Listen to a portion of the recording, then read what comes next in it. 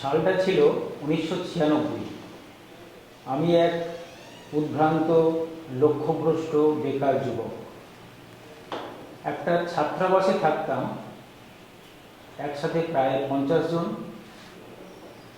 Graduate যুবক। সারা সপ্তাহ আমরা তাস খেলতাম, সারাদিন রাত নানা রকমভাবে সময় কাটাতাম এবং রবিবার করে প্রতি রবিবার আমরা ট্রেন ভর্তি হয়ে শহরে পরীক্ষা দিতে যেতাম। রেলের পরীক্ষা, ব্যাংকের পরীক্ষা, school service, PSC, SSC. School service তখন অবশ্য শুরু হয়নি। আর মাসে একবার গেজেট বেরোত, আমাদের দক্ষিণ বারাসাত স্টেশনে গেজেট ঝুলিয়ে দিত।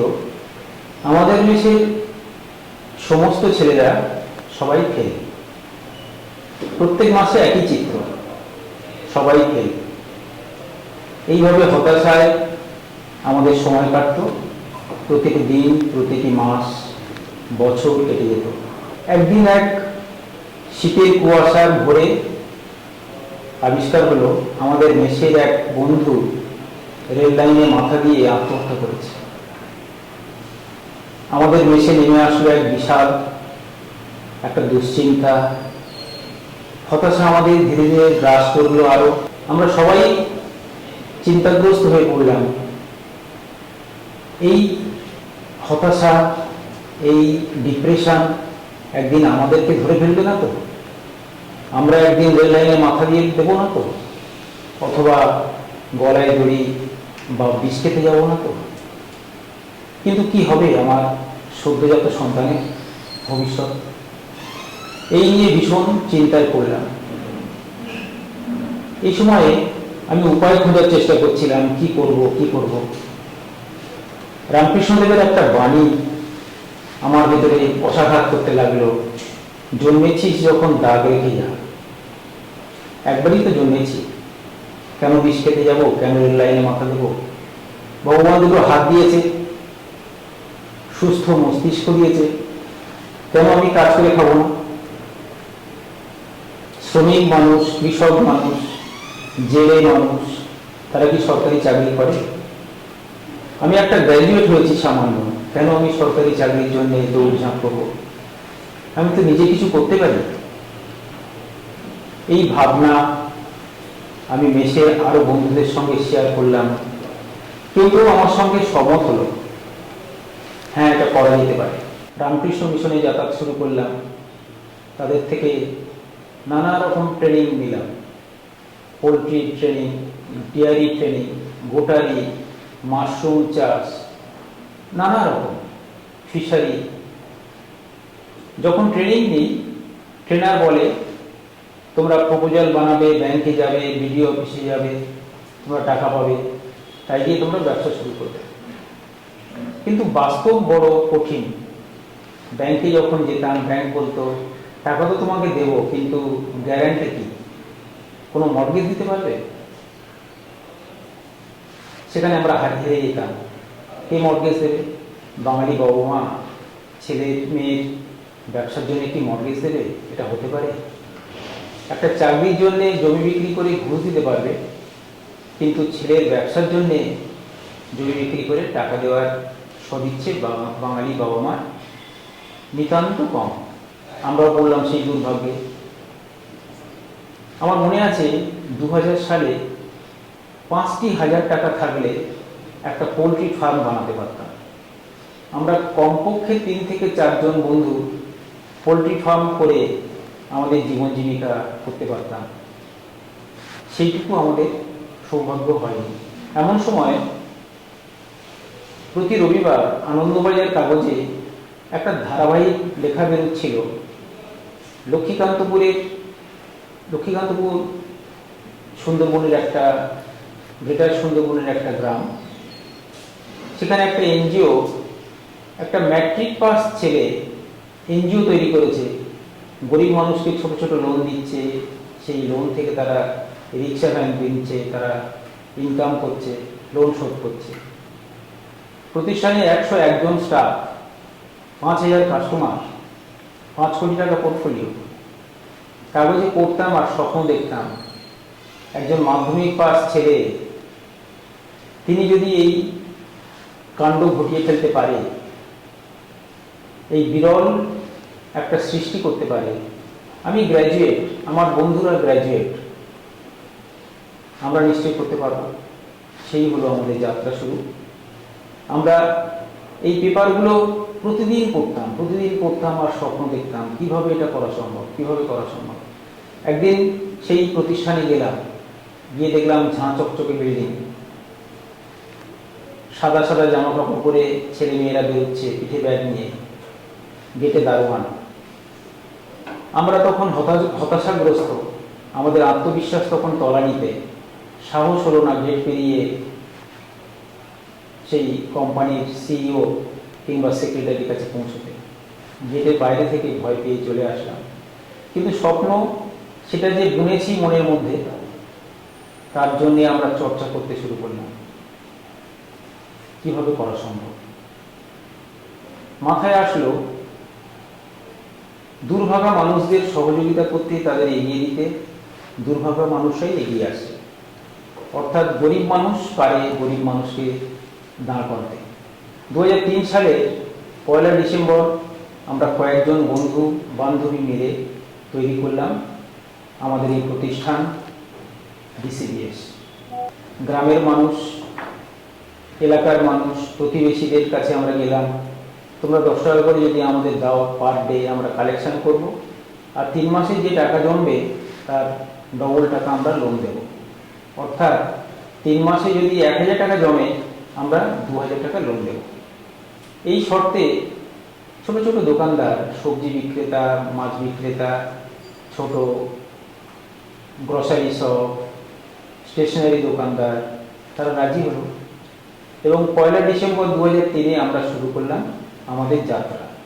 প্রথম দিনে প্রায় 300-র অধিক গ্রাহক আমাদের সদস্য পদ গ্রহণ করলো এবং আমরা খুব আনন্দের সঙ্গে, মহা উৎসাহের সঙ্গে আমরা শুরু করলাম ডিসিবিএস। ধোসা নামে একটি ছোট্ট গ্রাম সুন্দরবনে, সেখানে আমরা যাত্রা শুরু করেছিলাম। 2006 সালে আইসিআইসিআই ব্যাংক হঠাৎ তাদের সঙ্গে আমাদের যোগাযোগ হয়। তারা বলে যে তারা কিছু লোন দেবে, কিন্তু মহিলাদেরকে দিতে হবে।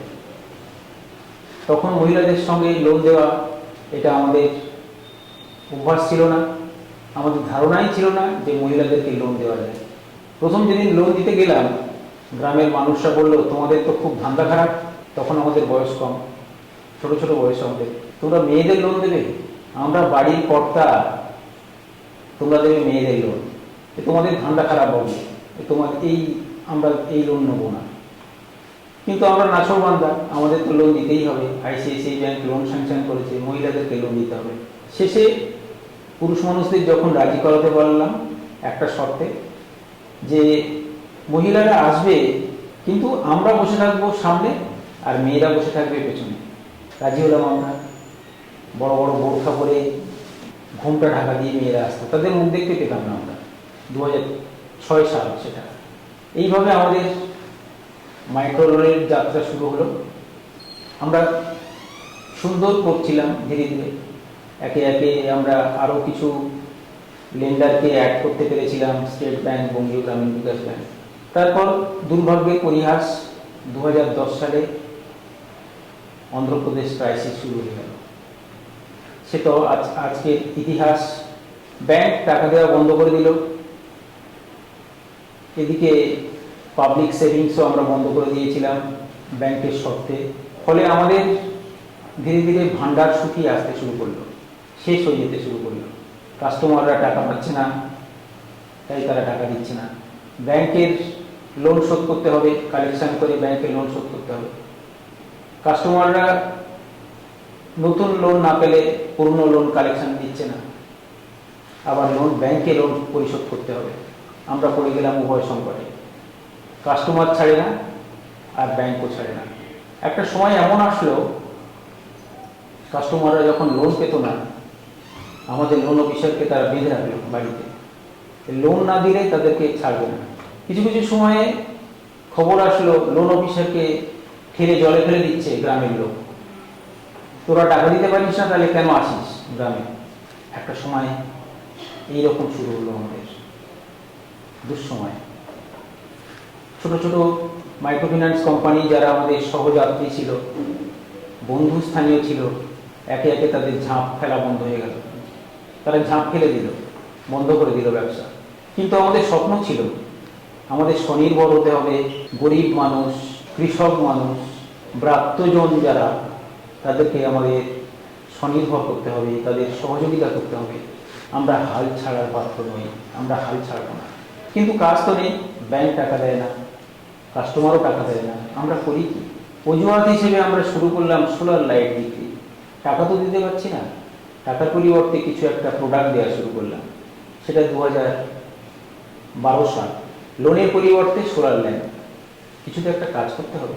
একটা নতুন প্রোডাক্ট শুরু হলো ধীরে ধীরে, রিনিউয়েবল এনার্জি প্রোডাক্ট। এই কাজ করতে এসে দেশ বিদেশের মানুষ আমাদের এই প্রজেক্টটা দেখতে আসলো, বিদেশি লোকরা আসলো, বিদেশি ইউনিভার্সিটি ইন্টার্নশিপ করার জন্য ছেলেপিলে পাঠালো। সে এক নতুন রাস্তা খুলে গেল। অভাবের সময় এক নতুন আনন্দ। তারপর ধীরে ধীরে আরও কিছু বছর আমাদের কেটে গেল টাকা ছাড়া, ব্যাংকের টাকা ছাড়া কিছু বছর কেটে গেল।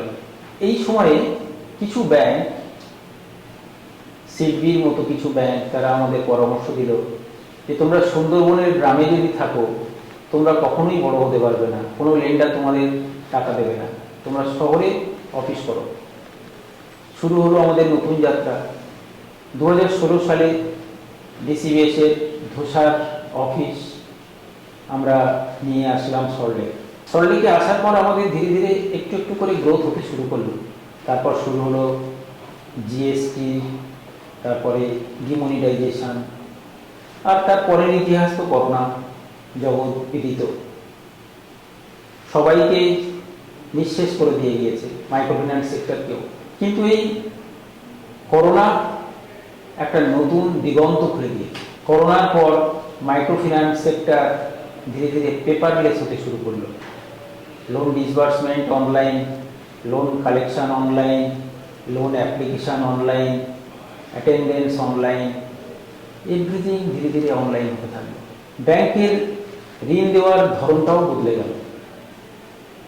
এখন ব্যাংকগুলো বেশি উৎসাহ দিচ্ছে বিজনেস করসপন্ডেন্ট পার্টনারশিপে। অর্থাৎ আমরা সোর্সিং করছি, কাস্টমার সোর্সিং করছি, ব্যাংক লোন দিচ্ছে, আমরা সেই লোন কালেকশন করে প্রতিদিন ফেরত দিচ্ছি। এক নতুন দিগন্ত। হঠাৎ করে করোনার পর থেকে আমাদের গতি অনেক বেড়ে গেল। আমরা ছোট্ট পোর্টফোলিও থেকে প্রায় 200% গ্রোথ করে ফেললাম। আমাদের সেই সুন্দরবনের এক দুর্গম গ্রামের ডিসিবিএস, যেখানে মাধ্যমিক পাস ছেলেরা এসে চাকরি করত ছোট ছোট মাইনে, সেই অফিসে এখন উচ্চশিক্ষিত ছেলেমেয়েরা জয়েন করছে। বিটেক এমবিএ ছেলেমেয়েরা জয়েন করছে, এমকম ছেলেমেয়েরা জয়েন করছে, বিএসসি এমকম এমএসসি পাস ছেলেমেয়েরা জয়েন করছে। এই একটা আমাদের জন্য একটা বড় সুযোগ। এই সেক্টর ধীরে ধীরে ইন্ডাস্ট্রিতে পরিণত হয়েছে। আমরা স্বপ্ন দেখছি এখন নতুন।